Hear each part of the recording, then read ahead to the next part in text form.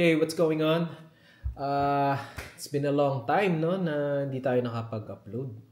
Wala lang, parang wala sa mood eh. Ayoko namang pilitin yung pag-upload ng hindi ko siya talagang, hindi ko talaga feel.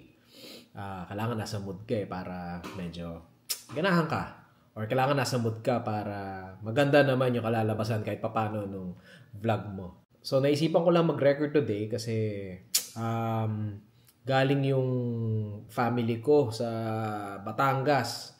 Pero on the way nila doon sa Batangas, dumaan sila sa isang store ng isang very sikat or very popular na YouTuber. At iyon ay walang iba kundi si Chef RV Manabat. So yung store nila pinuntahan ng mom ko tsaka ng kapatid ko. Kasi favorite yun ng mom ko. Favorite ng mom ko si Chef RV. Lagi niya pinapanood yung mga vlogs nun. Pagka tuwing makikita niya dun sa feed niya, no? So, yun. Isa sa mga talagang hinahangaan niya yun. Talagang bilib na bilib siya. Bumili siya ng ilang products nila at susubukan natin. Kaya, tinry ko mag-vlog. Yung iba medyo natikman ko na. Pero, tatry pa natin yung iba niyang products na hindi ko pa natatry. And, para mapakita na rin sa inyo, syempre.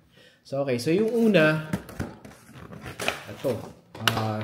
Kung naalala nyo to, yung uso nung pandemic. Grabe, no? So, ube, halaya, cheese, pandesal. Ayan.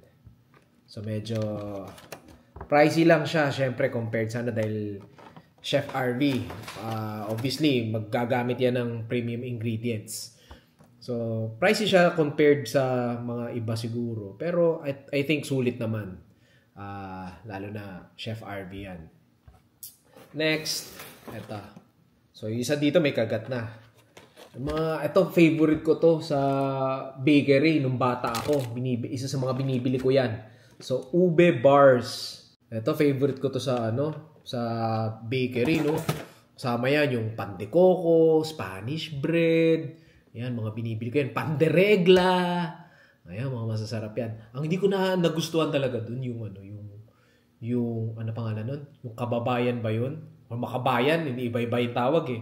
Pero hindi ko talaga nagustuhan yun. Ang weird ng lasa nun. Pero, ayun. Yan isa sa mga favorite ko. And, ito yung next. Ayan. Ito, natikman ko kanina to. Kumuha ko na isa. Pero tatry ko para sa inyo. Papakita ko. Ayan, yung kanilang homemade crispy okoy. Ayan. And last but not the least, uy, grabe to. Ito yung bibingka galapong nila Chef RV. Ito yata yung specialty nila, no? And guys, papakita ko lang sa inyo ha, baka matapon eh. Ayan. Ayun, no? Grabe. Kita naman. Premium. Ito yung susubukan natin, tong chocolate. Ewan ko, chocolate ba yan? Mukhang chocolate eh. Tignan natin. Tapos ito yung nabawasan na isa. Kumuha na yung mom ko rin. Kasi siya nga bumili niyan. Ito yung regular nila, yung basic na bibingka. Pero ito susubukan natin to. Binili niya yata to para sa akin eh. Mainit na natin. Ayan na yung bars. Nasunog lang yung ibabaw ng kasi maliit yung toaster. Masyado siyang malapit dun sa heat. Pero okay na rin yan. Talo-talo yan. Okay, so unahin natin tong ube, halaya, cheese, pandesal. So tingnan natin kung anong klase siya. Uso ng pandemic. Uy, wow. Wow. Napaka-second bite agad. Grabe. Walang katipid-tipid. Laki ng keso. Pwede na. Malaki siya. Malaking tipak ng keso. So, hindi niya dinamihan pa ng mas, or hindi pa niya mas nilakihan pa dyan. Kasi ma-overpower na yung maumay na eh. Pwede rin niyang pahabayan. Pero kung yan ang choice niya eh. Na cube siya. Cube yung cheese. Pero kuha ko to, pahaba siguro ng konti na lang. Para kalat dun sa bread. Pero halaya talaga oh. Ito nyo yun? Totoong halaya.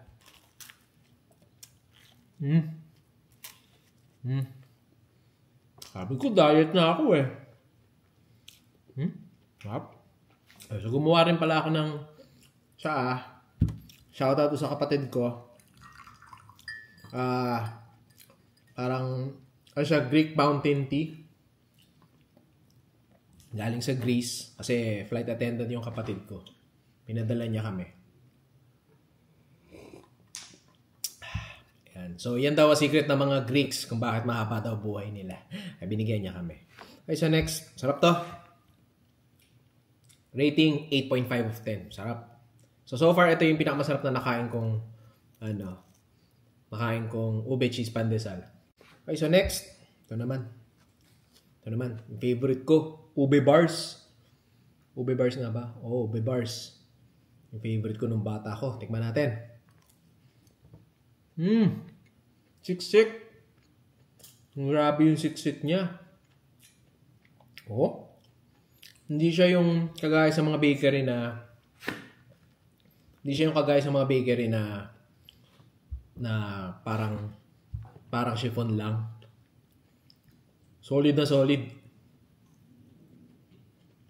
Hindi ko alam. Kung may nalalasahan akong condensed milk, hindi ko alam kung saan nanggagaling yung condensed milk. Ang sarap. Ang sarap, grabe. Hindi ko ma-explain. Ang sarap ng pagkakagawa. Premium na premium.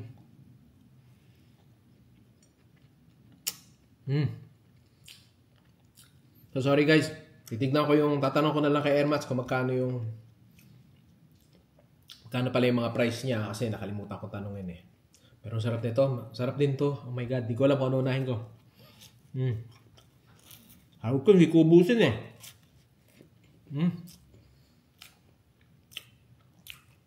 Grabe to.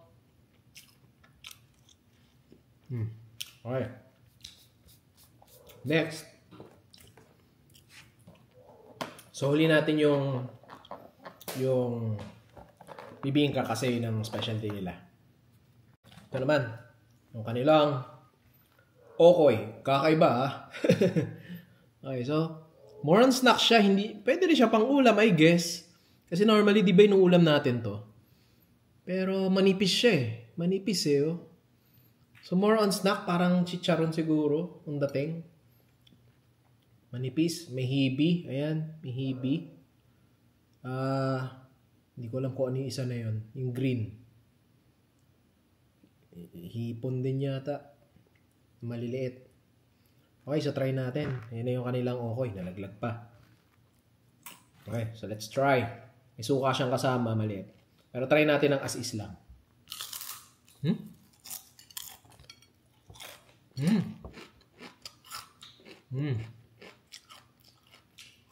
Okay.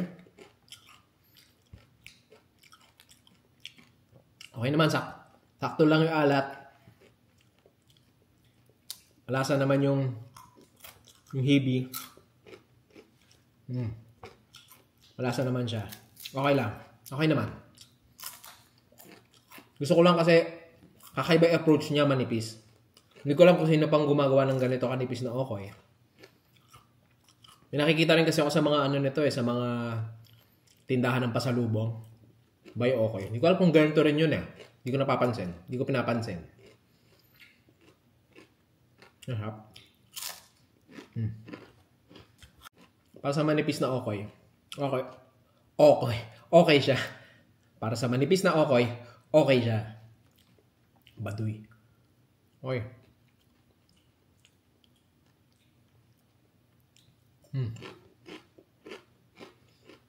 Mga 7.5 of 10. Rating natin. Sarap din. Kaka-addict siya. Siguro kung pupulutanin mo to, todas agad yan. Wala, ubus yan. Okay, sa last. Kuha tayo ng fourth. Sa last na natin tong kanilang bibingka. Oh my God. Chocolate nga yata yung isa na yun, yung black na yun. Yung block. Tikman nga natin. Hindi, dito na lang. Itikman natin.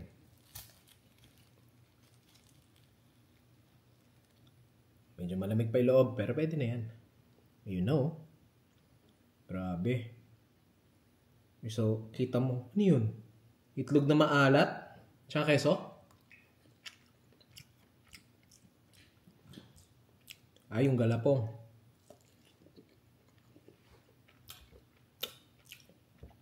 Wow! Wow! Grabe yun.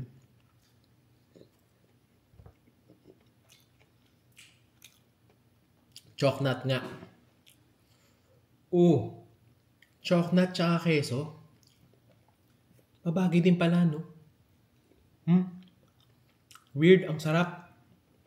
Kakainis. Kakainis.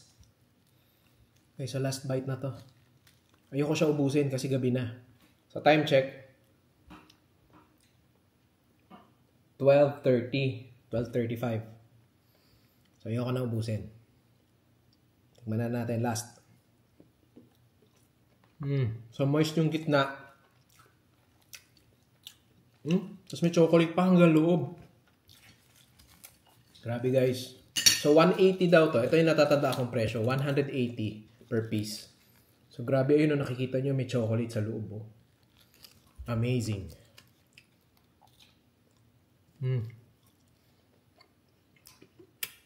Grabe. Ito na yata isa sa mga pinakamasarap. Or baka ito na yung pinakamasarap na bibingka na kain ko so far. Kasi out of the ordinary siya eh. May natikman naman ako sa Marikina. Yun yata yung isa sa mga special na nakain ko. 80 pesos yata yun. Na bibingka, may leche flan sa gitna. Tapos may itlog na maalat din. Tsaka ginadgad na keso. Ang sarap din nun. Pero kasi yun, yung consistency nung bibingka niya, typical na medyo spongy, medyo airy. Eto, siksik na siksik. So, makakaisa ka nito. Ang sakit ng tiyan mo kasi grabe yung galapong eh. So, ang maganda dito kala dun sa tinda nila Chef RV. Nasa 100 plus lang kada isa. Alam ko yun ang pagkakatanda ko, 190. Hindi, sabi ng mom ko, hindi raw umabot ng ano yan. Sabi ng airmats ko, hindi raw umabot ng 200 yung kada isa. So, mura. Sobrang mura nun. Lalo na sa panahon ngayon. So far, ang favorite ko, itong bibingka, syempre. Tsaka itong, ito sigurong ube bar. Siguro kasi bias ako dahil favorite ko nga to since nung bata ako. Nakakaiba siya, yun nga, sobrang siksik din. Pareho sila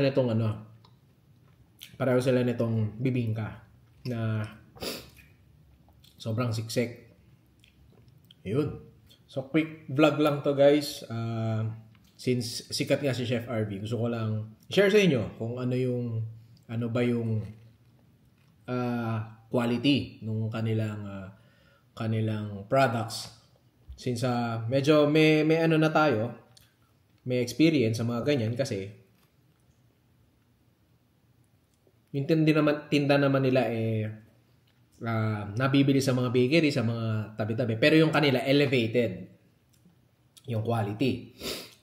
Tsaka matagal na natin nakakain yung mga yan, yung mga ube bars, yung mga pandesal, tsaka tong bibingka, itong okoy. Pero elevated ni Chef RV, which is good. Siguro kung malapit kami doon, madalas din kami meron sa bahay nito. Andito kami sa East, medyo malayo. So, kaya pinakayaw ng nanay ko kung ano yung mabibili niya, matitikman niya. Kasi nga, nasa Binyan pa sila, malayo eh. So, yun. Highly recommended. Gusto ko lang i-vlog kasi, syempre, sikat si Chef RV. Kung mapapanood mo to, sikat siya dito sa YouTube, syempre. Isa sa mga pinakapamosong food vloggers and chefs dito sa YouTube. Okay, so next time na lang. Nakalimutan ko pala i-rate yung bibingka nila Chef.